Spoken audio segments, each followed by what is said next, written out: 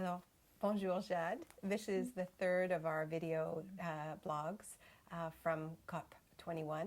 And this one's a little bit different because we're doing it together because there's so much going on that no one person can even begin to cover it. You have just come from Le Bourget, which is where the official negotiations are taking place, and this was a really big day for the negotiations. It's the end of the first week, and there is an actual draft, pieces of paper.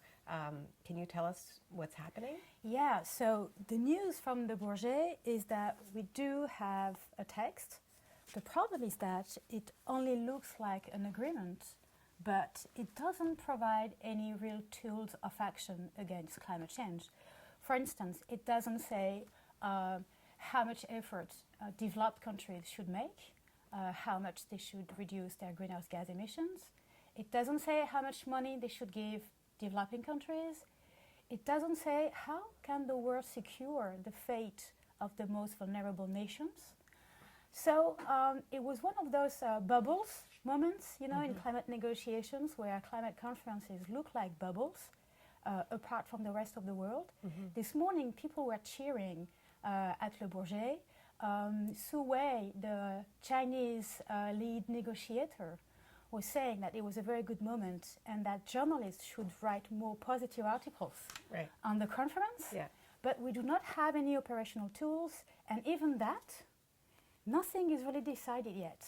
Well, it strikes me that this is the big problem with these negotiations. They take on their own logic. So then the logic becomes, can we get a deal? Not, can we get a deal that is in line with science? Can we get a deal that achieves the things that we want? It becomes almost like a sporting match, and it's, can we all agree on anything, whatever that thing is? And then we will call that success.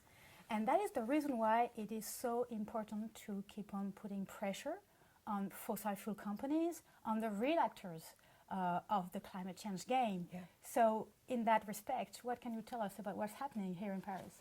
Yeah, well, it's been a big couple of days, really, the last 2 days of taking on the fossil fuel companies, those responsible, those that, you know, frankly, call the shots for so many of our politicians. Yesterday, there was an action in the Space Solutions 21, so-called Solutions, that's sponsored by all of these big energy companies, including energy companies that have some of the dirtiest coal-fired power plants around the world that are pushing to open new ones in India. You know, I think people watching this at home would go, you know, what in the world are these polluters doing inside the summits? Does this make any sense? This is who needs to be regulated. But in fact, what happened is that when activists went into that space to just talk about what these companies are doing, they were forcibly removed. And here we are outside Le Bourget in the people's climate space. And in a few minutes, a people's trial of Exxon is going to be taking place. We're putting Exxon on trial for the climate crime of the century. This is an event that I'm honored to co-host with Bill McKibben that our friends at 350.org have put together very quickly. And it is based on this groundbreaking investigative research that has come out over the past couple of months that shows that this company, this richest company on earth, Exxon, knew about climate change, and more than knew, was doing absolutely cutting-edge climate change research, collecting data from their tankers in the 1970s that showed that climate change was real. They were worried about it. They were worried about its impact on their business model. They were a little bit excited about the possibilities for Arctic drilling as the ice melted. And yet, we also know that in the 1990s, Exxon was one of the major funders of those think tanks that spread doubt and misinformation and stood in the way of progress. So during this trial, we are taking advantage of the fact that there are so many climate experts here in Paris.